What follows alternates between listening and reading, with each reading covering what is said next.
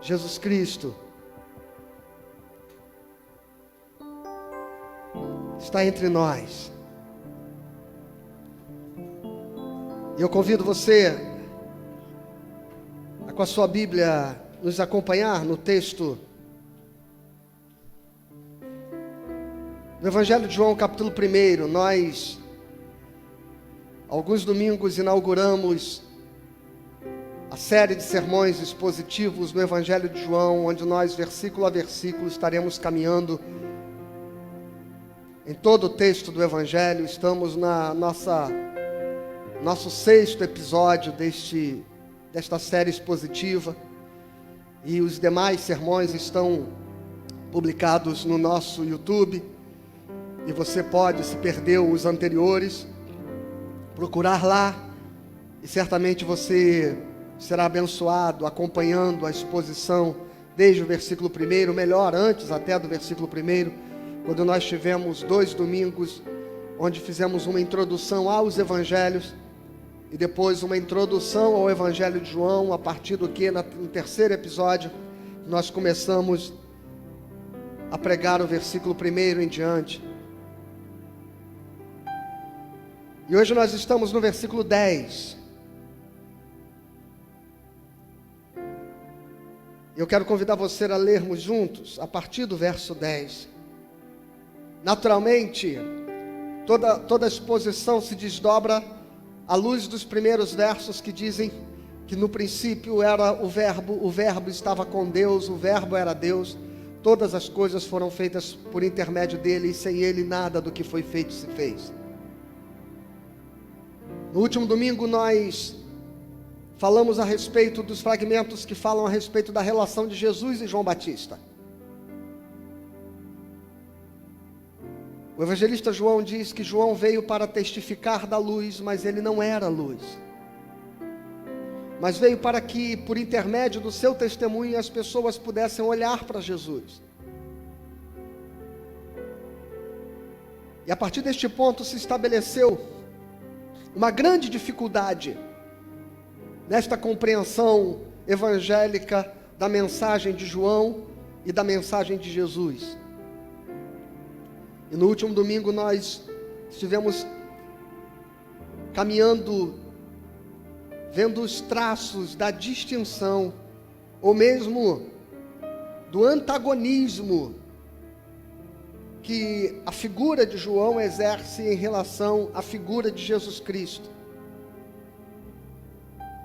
Para que nós, como igreja do Senhor, pudéssemos entender que o modelo evangélico, o paradigma, o padrão que nós devemos seguir, é o padrão da mensagem pregada por Jesus Cristo, seu estilo de vida, o modo como se relacionava com as pessoas e o modo como apresentava o reino de Deus, distinto, profundamente, abissalmente distinto daquilo que era apresentado por seu primo João Batista. De modo que João torna-se o último capítulo de uma história, onde o reino de Deus era tomado através do esforço daqueles que se desdobravam para cumprir a lei. E agora Jesus está dizendo que o reino de Deus, ele é dos pobres de espírito, ele é dos perseguidos, dos oprimidos, dos cansados, dos que têm fome e sede de justiça. Vinde a mim todos os que estáis cansados e sobrecarregados, e eu vos aliviarei. E então, seguindo o modelo da figura religiosa, ortodoxa, radical de João Batista, Jesus também vai olhar para os religiosos do seu tempo e vai dizer a eles: vocês têm se colocado como porteiros do reino. Os seus critérios, os seus padrões, as suas leis, elas têm sido usadas para determinar quem pode e quem não pode entrar. Mas eu quero dizer a vocês que estas prostitutas, estes publicanos, estes pecadores, eles entrarão no reino antes de vós. Porque Jesus subverte a lógica de um reino que é conquistado por méritos e apresenta um reino que é oferecido a Deus por graça, por perdão, por amor gratuito. E então nós chegamos no versículo 10, onde o texto diz assim: o Verbo estava no mundo, o mundo foi feito por intermédio dele, mas o mundo não o conheceu. Veio para o que era seu, e os seus não o receberam. Mas a todos quantos o receberam, deu-lhes o poder de serem feitos filhos de Deus, a saber, aos que creem no seu nome, os quais não nasceram do sangue, nem da vontade da carne, nem da vontade do homem, mas de Deus. E o Verbo se fez carne e habitou entre nós, cheio de graça e de verdade. E vimos a sua glória, glória como do unigênito do Pai. Senhor, eu te peço nesta manhã que o teu Espírito Santo nos ilumine, nos guie, nos conduza,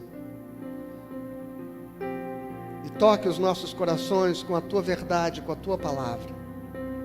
No nome de Jesus, amém. O versículo 10, ele vai dizer que o Verbo estava no mundo, o mundo que foi feito por intermédio dele, mas o mundo não o conheceu.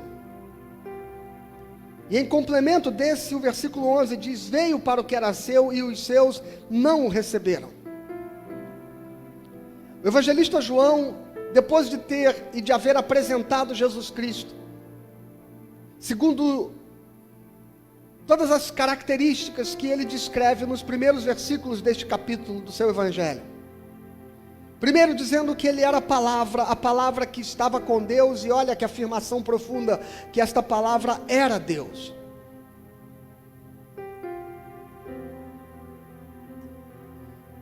E dizendo que esta palavra, ela estava no princípio com Deus, e que era antes de todas as coisas, e que toda a criação foi feita por intermédio dela, de modo que Jesus não está na categoria das coisas que foram criadas, mas esteve desde a eternidade ao lado do Pai como Senhor e Criador. E João apresenta este Jesus como sendo o Deus que se fez carne e habitou entre nós. Esta glória, este poder, esta eternidade, esta majestade de um Cristo revelado a nós, para que nós vamos ver no último verso deste fragmento, versículo 14, para que nós pudéssemos ver a glória do Pai, a imagem do Deus invisível.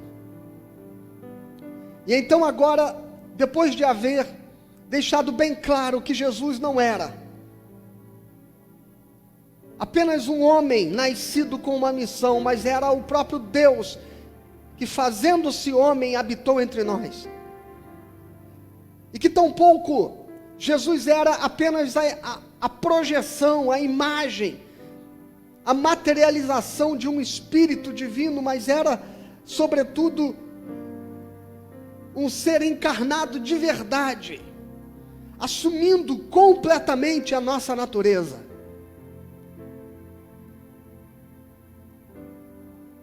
Então agora João vai dizer que o Verbo estava no mundo, o mundo que foi feito por intermédio dele, mas o mundo não o conheceu. Meus irmãos, preste atenção. Este texto do Evangelho de João dialoga diretamente com o texto de Romanos capítulo 1. Romanos capítulo 1, o apóstolo Paulo diz que, portanto, o que de Deus se pôde conhecer é manifesto entre eles, porque lhes manifestou, porque os atributos invisíveis de Deus, assim como o seu eterno poder, como também a sua própria divindade, claramente se reconhecem desde o princípio do mundo, sendo percebido por meio das coisas que foram criadas. Mas o homem preferiu virar as costas para Deus, apegando-se à idolatria, ou seja, a fazer a criatura, a fazer de si mesmo, do seu próprio ego, o seu Deus.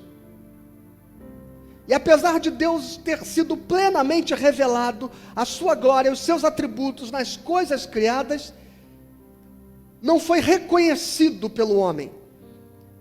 E Paulo então diz no último fragmento do versículo 20 de Romanos, capítulo 1, tais homens são por isso indesculpáveis. O que eu quero dizer, irmãos, é que o que João está dizendo é que agora é o próprio Filho de Deus que veio manifestar a sua glória. Não é mais uma revelação indireta da palavra por intermédio daquilo que se desdobrou a partir do verbo, a criação, mas é a própria palavra que se revelou.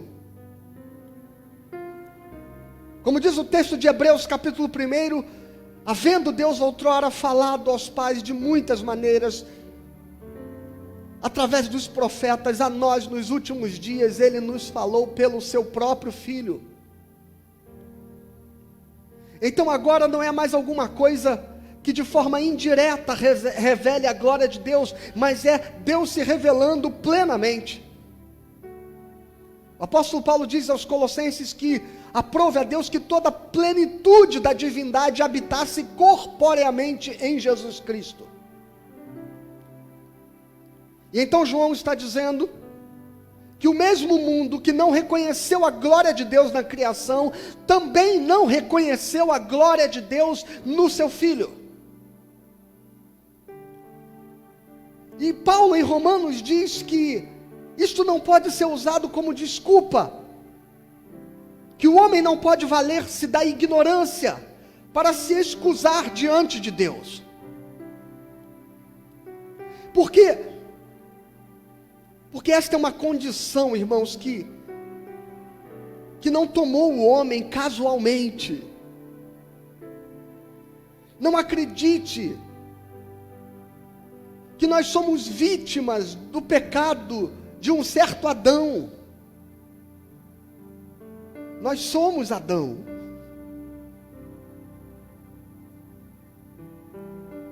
Nós escolhemos o pecado. Nós preferimos a nós mesmos. Nós viramos as costas para Deus. Aqui no Evangelho de João, no capítulo 3, versículo 19, Jesus deixa muito claro esta condição. Quando ele diz, o julgamento é esse, que a luz veio ao mundo, e os homens amaram mais as trevas do que a luz, porque as suas obras eram mais. Porque todo aquele que pratica o mal aborrece a luz, e não se chega para a luz, a fim de não serem arguidas as suas obras. Então, a opção pela escuridão, a opção por permanecer nas trevas, tem sido responsabilidade nossa. Os homens amaram mais as trevas do que a luz, mas veja, porque as suas obras eram mais. E aqui está talvez o primeiro grande aprendizado que nós podemos tirar desse texto. É confortável viver na ilusão. É confortável preferir estar num lugar onde nós não somos desafiados a mudar. Aliás, a mudança nos gera desconforto. Especialmente as mudanças que precisam ser operadas em nós e a partir de nós, no momento em que nos é dada a consciência da condição em que estamos vivendo. E não é à toa que nós preferimos muito mais ouvir as pessoas que dizem aquilo que vem ao encontro dos nossos desejos e cujas palavras são aquilo que queremos ouvir do que efetivamente ouvir as pessoas que nos dizem a verdade a respeito de nós. É muito desconfortável estar com alguém que vai revelando para a gente quem a gente é. Talvez por isso Jean Paul Sartre dizia que o inferno é o outro. Porque ele vai me dando consciência de quem eu sou, e muitas vezes tomar consciência de si é algo que não desejamos. Para quem é do meu tempo e assistiu o filme Matrix, é como se o Evangelho fosse uma pílula vermelha que nos fosse apresentada para escolher em relação a uma pílula azul, onde a pílula azul significa permanecer na ilusão, e a pílula vermelha significa abrir os olhos para enxergar a verdade. O Evangelho de João, capítulo 3, versículo 19, diz que nós escolhemos a pílula azul. Preferimos a ilusão. Preferimos os sermões que nos são pregados e que eles vêm destacar as nossas potencialidades, que vêm alimentar o nosso ego, que vêm afagar a nossa autoestima. Preferimos as canções que nos dizem o quanto nós somos belos. Nós desgostamos da ideia de sermos confrontados, exortados, de que nos seja dada clareza da nossa condição pecadora. Naturalmente reagiremos, nos fechamos para aqueles que tentam insistir em nos mostrar a verdade a respeito de nós.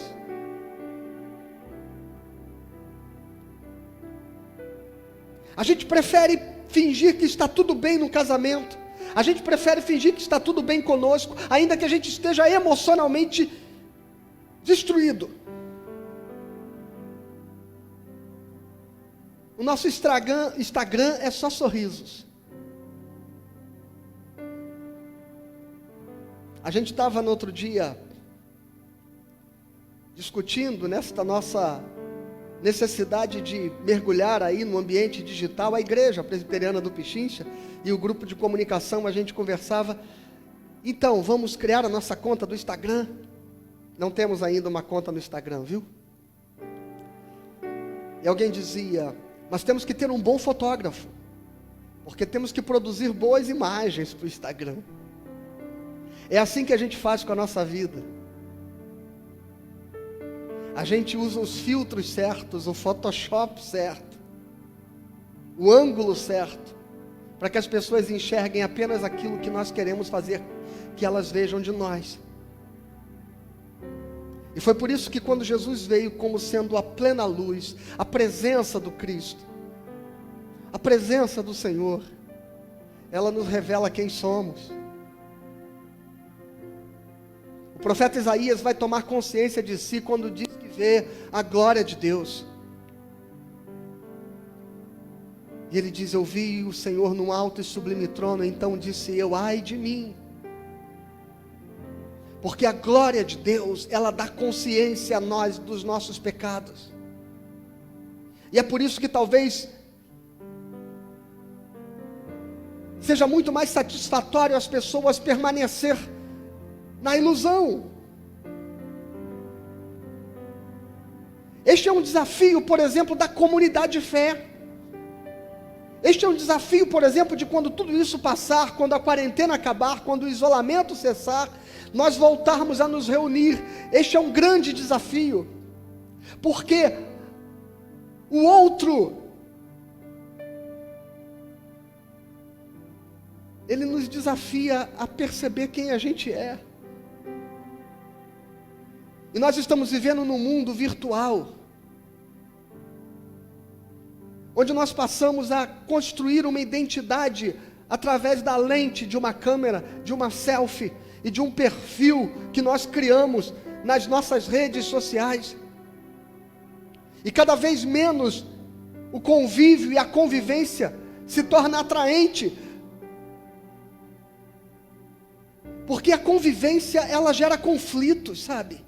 Na convivência, aquela parte que nós não queremos revelar se revela. O nosso temperamento se exaspera. O nosso destempero aparece. As nossas mágoas, as nossas frustrações, nossos recalques.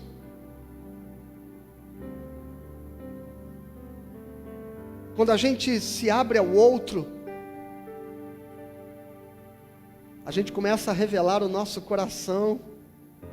E muitas vezes até inconscientemente, as verdadeiras questões e demandas da nossa alma, elas vão ganhando luz. E é desconfortável demais quando a nossa imagem de gente boa, quando a nossa imagem de gente equilibrada, quando a nossa imagem de bom marido, de bom pai, de boa esposa, de bom cidadão, de bom crente, é desconfortável demais quando as pessoas nos enxergam de perto e elas começam a perceber as nossas vestes sujas. E é por isso que muita gente talvez hoje prefira as sombras, prefira a ilusão, o isolamento. Não este que nos está sendo imposto, mas o auto-isolar-se, o não revelar-se, o não se abrir, fechar os sentimentos, embotar as emoções. É mais seguro, é mais tranquilo. Então a gente percebe, irmãos, e a gente entende por que o verbo que estava no mundo, o mundo que foi feito por intermédio dele, mas o mundo não o conheceu. Mas o mundo não identificou nele a possibilidade da verdade, porque os homens amaram mais as trevas do que a luz, porque as suas obras eram más. Só que curiosamente, na cabeça do povo de Israel, aqueles a quem Jesus primeiramente se manifestou, tendo nascido da linhagem de Davi, na descendência de Abraão, aquele povo acreditava que esta ilusão, que estas trevas, que esta ignorância, era uma característica das pessoas fora daquele povo da aliança. Era uma característica das pedras, como Israel pejorativamente se referia aos gentios, ou dos cães, como era uma outra expressão muito comumente usada para se referir àqueles que não faziam parte do povo escolhido. E se de fato no versículo 10, o evangelista João está falando da ignorância do mundo em geral, agora todavia no versículo 11, ele está falando a respeito do seu próprio povo. Veio para o que era seu, e os seus não o receberam. E aqui talvez se revele a pior das ignorâncias, a pior escuridão, a pior treva. Jesus Cristo diz assim, no Sermão do Monte: se os teus olhos forem bons, todo o teu corpo terá luz. Mas se os teus olhos forem maus, todo o teu corpo estará em trevas. E se a luz que há em ti forem trevas, quão terríveis serão essas trevas. O que isso significa, irmãos? Que a pior das ignorâncias é aquela, como o próprio texto diz, é aquele cego que tendo a vista não pode ver. É aquele que tendo a verdade não a reconhece. É aquele que, sendo confrontado pela luz, se esconde de ser iluminado, de ser mudado e transformado. E agora Jesus está falando, João está falando, perdão, a respeito do seu próprio povo, da nação de Israel. Mas quem sabe João também esteja dizendo alguma coisa a mim e a você. Porque há coisas que nós sabemos que precisamos mudar. Há coisas que nós sabemos que precisamos fazer. Há coisas que nós conhecemos. que precisam ser transformadas em nós, há atitudes que têm que mudar, há escolhas, decisões importantes que precisamos tomar na nossa vida.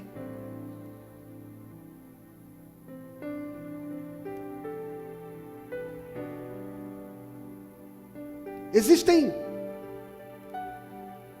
sombras impublicáveis da nossa alma, que ninguém vê, mas o Espírito Santo, ele nos constrange dia a dia.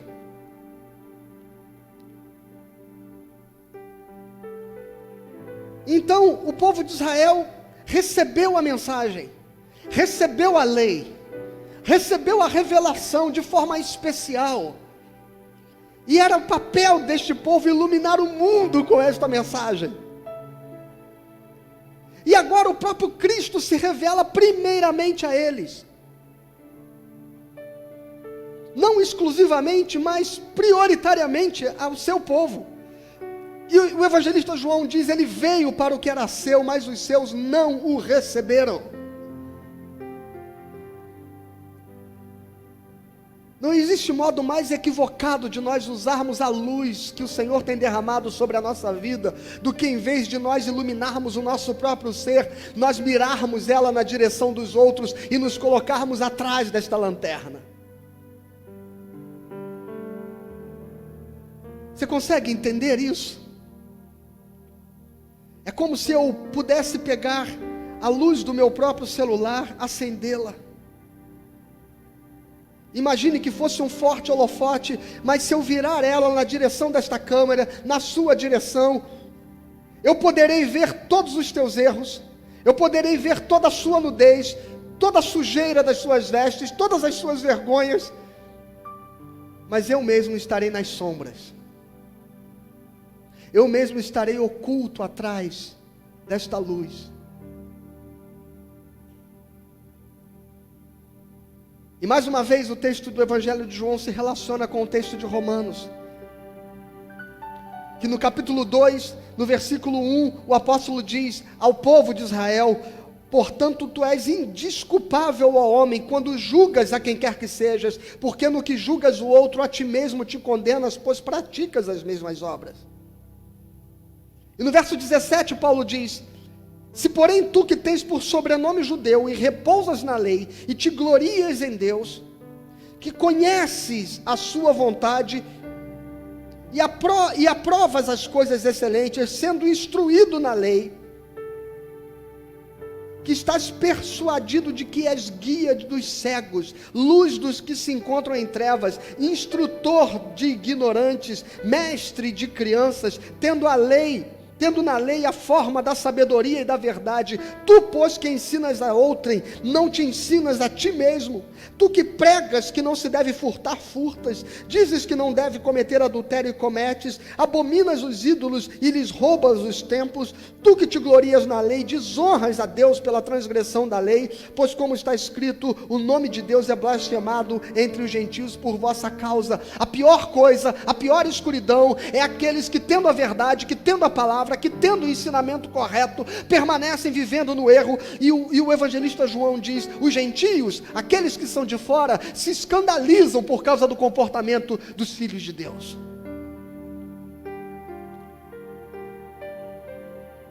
Se escandalizam, porque tu que repreendes o outro, exortas o outro, queres iluminar o caminho do outro como se fosse cego, tu mesmo estás na escuridão. O mundo não reconheceu a Deus, mas os seus também não o receberam. Sabe qual é o problema? Diz o texto de Romanos, de quem insiste em apontar a imoralidade, a impureza e o pecado alheio, é que normalmente ele não é capaz de enxergar-se. E pior, é muito comum, eu vou repetir, é muito comum, que aquilo que mais nos inquieta, e aquilo que mais criticamos, é aquilo que individualmente, pessoalmente, internamente, mais nos afeta. E é por isso que Paulo diz, quando tu dizes não adulteres, tu mesmo estás na mesma condição.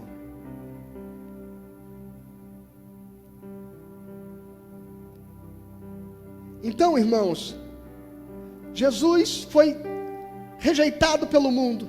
Jesus foi rejeitado pelos judeus. De modo que a partir deste momento o evangelista João está dizendo que não existe mais um povo exclusivo de Deus. Não existe mais uma nação chamada Israel, que ela exclusivamente tem uma promessa e uma aliança com Cristo. Porque ele veio para dar prosseguimento a esta aliança, mas este povo rejeitou a sua aliança. Ele veio para os que eram seus, e os seus não o receberam. Então se inaugura uma nova história no relacionamento de Deus com a sua criação. Está no versículo 12 que diz: mas a todos quantos o receberam, deu-lhes o poder de serem feitos filhos de Deus. De modo que agora, não há gentios ou judeus, não há um povo excluído e um povo escolhido. Agora, a parede da separação caiu, todos foram igualados e nivelados debaixo do pecado. Aqueles que através da circuncisão se orgulhavam de serem o povo escolhido de Deus, Paulo diz no versículo 25 de Romanos 2, porque a circuncisão tem valor se você pratica a lei. Se você transgride a lei, a tua circuncisão já se tornou incircuncisão. Você se tornou igual aos gentios. E Paulo lacrou, já que é tempo de lacração, Paulo lacrou no capítulo 3, no versículo 9, quando ele diz, que se conclui? Temos nós, ele diz, falando como sendo judeu, temos nós qualquer vantagem? Não, de forma nenhuma, pois já temos demonstrado que todos, tanto judeus como gregos, estão debaixo do pecado. Como está escrito, não há justo nenhum sequer. No versículo 23 do capítulo 3, o apóstolo Paulo diz, pois todos pecaram e carecem da glória de Deus. E então vai nascer um novo povo, uma nova geração, um povo que vai passar a ser o Israel de Deus. E este povo não é povo de Deus porque foi marcado pela circuncisão, segundo os descendentes de Abraão, do corte do seu prepúcio. Não, este povo não é povo de Deus porque faz parte de uma etnia, porque é descendente de uma raça. Não, este povo é povo de Deus porque creu em Jesus Cristo como Salvador. A todos quantos o receberam, deu-lhes o poder de serem feitos filhos de Deus.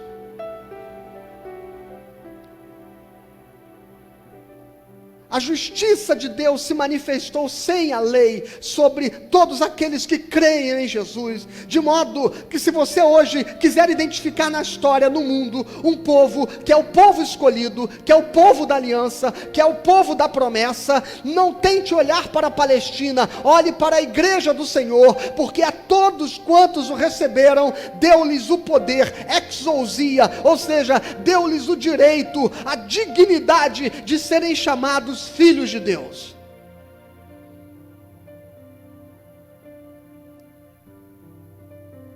A saber, aos que creem no seu nome.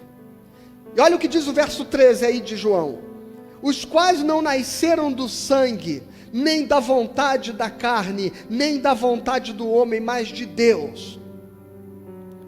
Não há mais um povo cuja especialidade para o Senhor se refere à sua herança paterna ligada ao pai Abraão, mas é aqueles cuja herança estão ligadas a Abraão através de Jesus Cristo.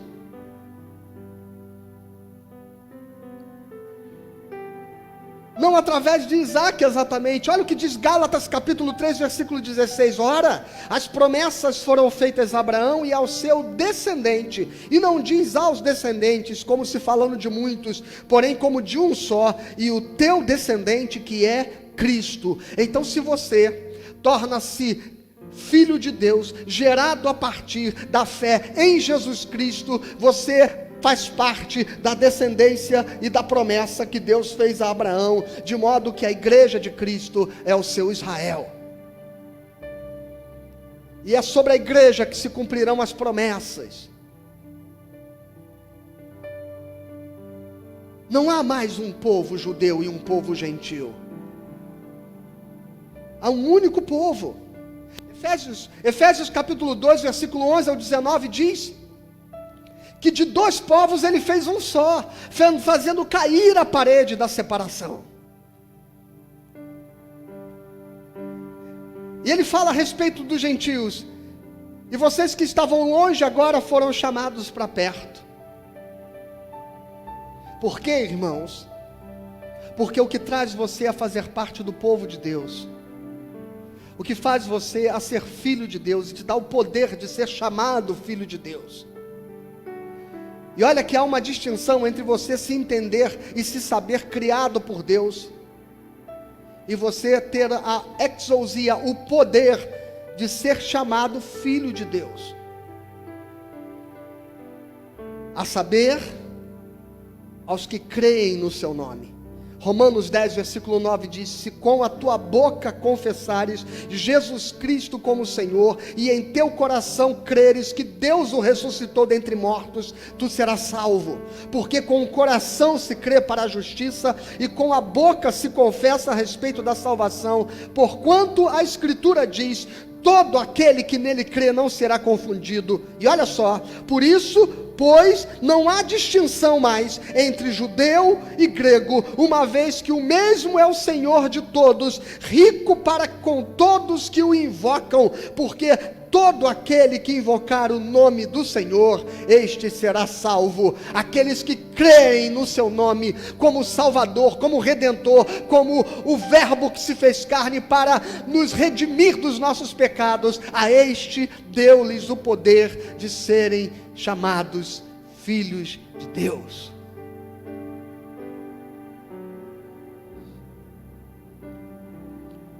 É Jesus Cristo ser aquilo que te vincula ao Pai. É nascer de novo. Daqui a alguns dias nós estaremos estudando o texto de Jesus com Nicodemos. É ser nascido de novo, gerado da água e do Espírito de Deus.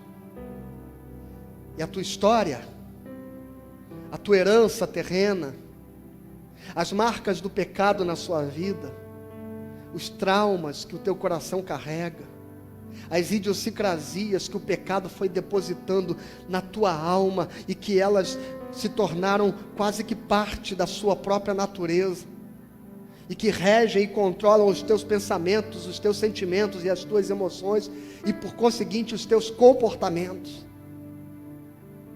O Senhor está dizendo que esta tua herança, ela vai morrer, e que você será gerado de novo para viver como filho de Deus e andar em novidade de vida. E o texto diz, em 1 Pedro capítulo 2, versículo 7, vós outros portanto os que credes, é a preciosidade, mas para os descrentes, a pedra que os construtores rejeitaram, esta veio a ser principal pedra. Quem eram os construtores? Israel. Eles deveriam ter construído no mundo a consciência de um Deus salvador e libertador, mas os construtores rejeitaram a pedra principal da construção. Rejeitaram Jesus Cristo. Então Pedro, na sua epístola, diz que ele se tornou pedra de tropeço, rocha de ofensa, porque o seu próprio povo tropeçou na palavra, não o receberam, sendo desobedientes. E olha o que diz o verso 9 da primeira epístola de Pedro, capítulo 2. Vós, porém, sois raça eleita, sacerdócio real, nação santa, povo de propriedade exclusiva de Deus, a fim de proclamardes as virtudes daquele que vos chamou das trevas para a sua maravilhosa luz. Vós sim, que antes não eras povo, mas agora sois povo de Deus, que antes não tinhas alcançado misericórdia, mas agora alcançaste misericórdia. A pergunta que eu quero fazer ao seu coração: você crê em Jesus Cristo como Senhor, Salvador, Deus e Rei da tua existência? A todos quantos o receberam, deu-lhes o poder de serem feitos filhos de Deus. Deus quebrou a sua aliança com Israel? Não. Deus tornou este pacto muito mais abrangente. Deus mandou os seus servos saírem pelo meio das ruas, das praças, das avenidas, e arrastarem para dentro das bodas aqueles excluídos, que não teriam jamais o direito de participar deste banquete de salvação. A mesa está posta, irmãos. A mesa está posta. A mesa sobre a qual partiremos o pão, ela é símbolo desta grande aliança, deste grande gesto, onde o Senhor convida você a tomar parte como povo de Deus. E o versículo 14, então, termina dizendo: e o Verbo se fez carne,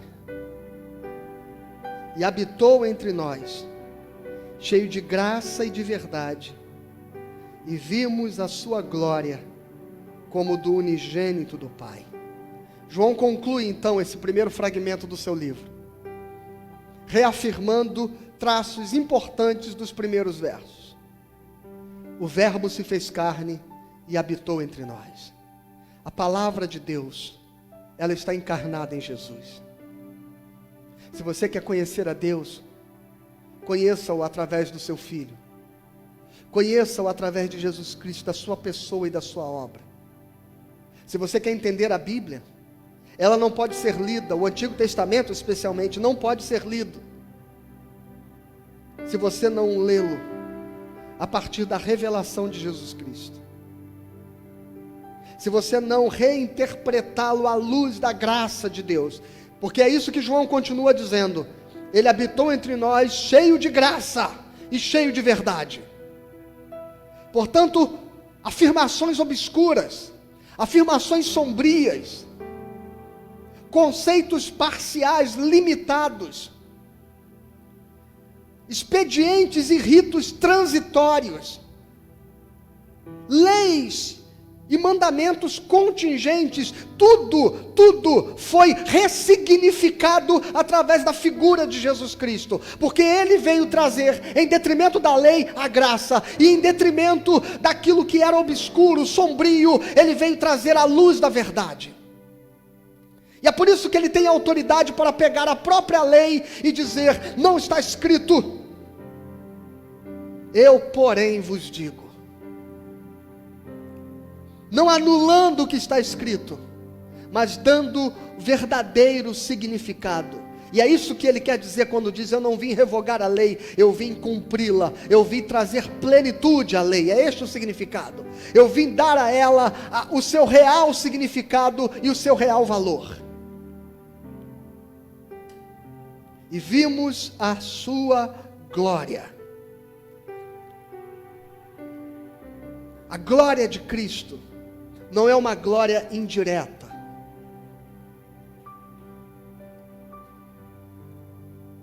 Não é como se Jesus fosse um astro na constelação celeste que brilha nos céus, iluminado pela luz de um outro.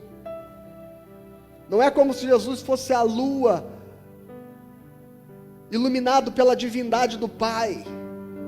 Não, ele é o sol da justiça, a sua própria glória, porque ele é Deus de Deus, luz de luz, ele está com o Pai desde a eternidade. vimos a sua glória, e João termina dizendo, como a glória do unigênito do Pai, cheio de graça e verdade. Ou seja, nós estamos falando do único que emanou e foi gerado diretamente da mesma essência do Pai, e que tem com ele a mesma glória, o mesmo poder, ainda que preserve a sua pessoalidade. E é por isso que lá nos primeiros versos diz que o verbo era Deus e o verbo estava com Deus. Ao mesmo tempo que ele tinha e possuía a mesma essência para ser chamado de Deus, ele estava com Deus Pai, de modo a dizer que havia neles uma distinção entre Pai, Filho e Espírito, da sua pessoalidade, porém não da sua essência, da sua natureza, da sua glória, da sua luz, da sua eternidade e da sua divindade. Eu termino então convidando você a repensar os passos desse texto.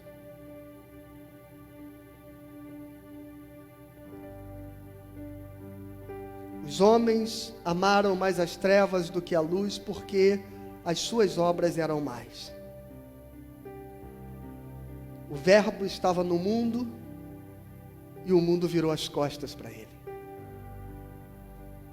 Quanto mais tempo você vai continuar não admitindo o que precisa mudar na sua vida? Quanto mais tempo você vai continuar sem parar para ouvir a sua esposa, o seu esposo, e admitir que alguma coisa não está bem e que vocês precisam resolver isso? Quanto mais tempo, a despeito de toda a luz que esteja sendo lançada sobre a sua vida, você vai escolher afirmar quem você é? Quanto mais tempo você vai insistir em dizer para as pessoas que sinalizam para você determinados comportamentos inadequados, quanto mais tempo você vai dizer, eu sou a si mesmo?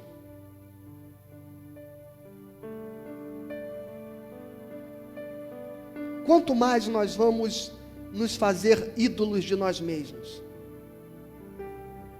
Amar apaixonadamente a nossa natureza e não deixar Cristo transformá-la.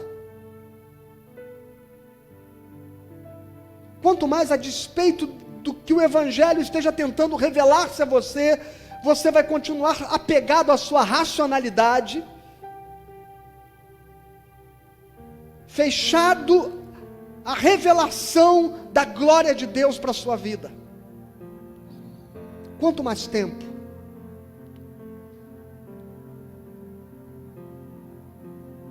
Cristo estará diante de você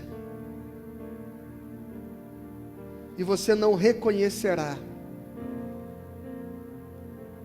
que a salvação está aí, a uma escolha, a um passo, a um gesto de humildade em direção ao teu filho, à tua mulher, ao teu marido, aos teus amigos, a um telefonema que você pode dar agora para pedir perdão pelo que você falou ou pelo que você fez.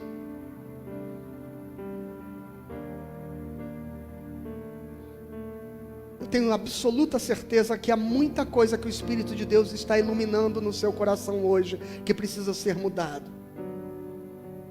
A pergunta é, se nós amamos mais as trevas do que a luz, se nós estamos dispostos a encarar o desconforto de deixar Cristo entrar na nossa vida e fazer um rebuliço na nossa existência. A segunda coisa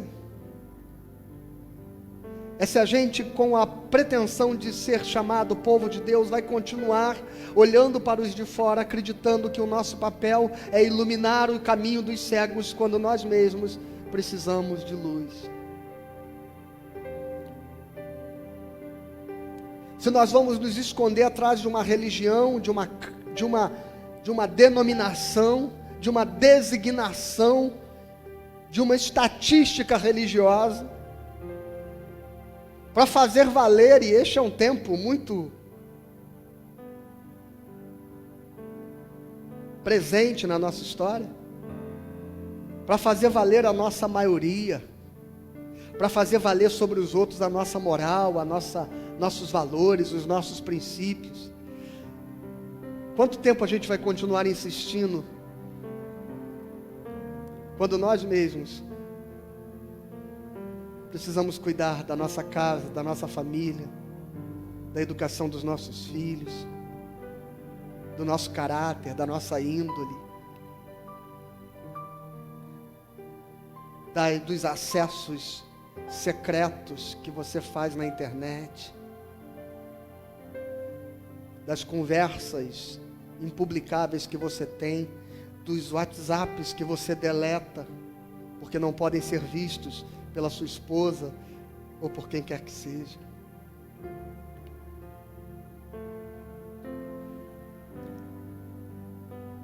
Mas você vai ostentar o fato de dizer: eu sou crente. Ontem eu assisti um vídeo que o rapaz abordava um outro, e ele, para tentar dizer que não ia participar daquele comportamento, ele diz: que isso? Eu sou da igreja. Será que é isso que define quem você é? Eu sou da igreja? Eu sou evangélico? Eu sou crente? Ou será que o que te define exatamente é a transformação do teu caráter?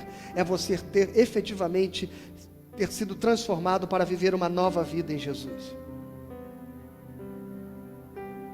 Porque o apóstolo Paulo disse, nós lemos aqui, que por causa de tais comportamentos,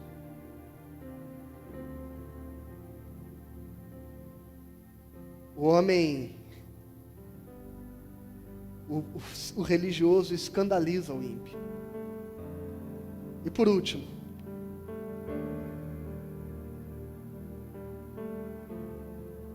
a quem crer em Jesus Cristo como Senhor e Salvador da sua vida, a este é dado o poder de ser feito filho de Deus.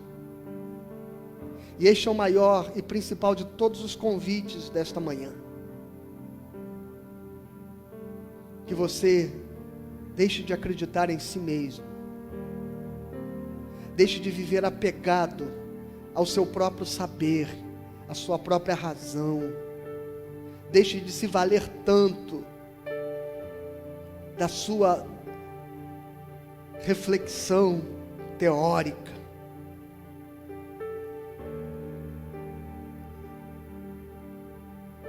E passe definitivamente a entender que você precisa de um Salvador, de alguém que vai restabelecer o teu relacionamento com Deus. E os teus livros, as tuas reflexões, elas não podem te conduzir por este caminho. Jesus diz: eu sou o caminho. Ninguém vem ao Pai senão por mim. Naturalmente, uma fé sem reflexão é superstição, é fanatismo. Mas a razão, ela fica na antessala do lugar onde Deus quer encontrar você, que é o seu coração. Feche teus olhos. Recebe Jesus hoje. E eu digo isso a também você, a também a mim, que muitas vezes vivemos na ilusão da religião, na ilusão da religiosidade, mas que nós precisamos nos abrir à luz verdadeira que ilumina todo homem que vem ao mundo. Pai, abençoe cada coração, abençoe cada alma e cada vida. Ilumina, Pai, mas que ao sermos iluminados nós não escolhamos as trevas, nós não tenhamos em preferência permanecer nas sombras, mas que nós possamos nos desnudar diante da Tua luz, para que o Senhor venha nos limpar, nos lavar, nos transformar. No nome santo de Jesus Cristo, eu te peço e te clamo. Amém e amém. Aleluia.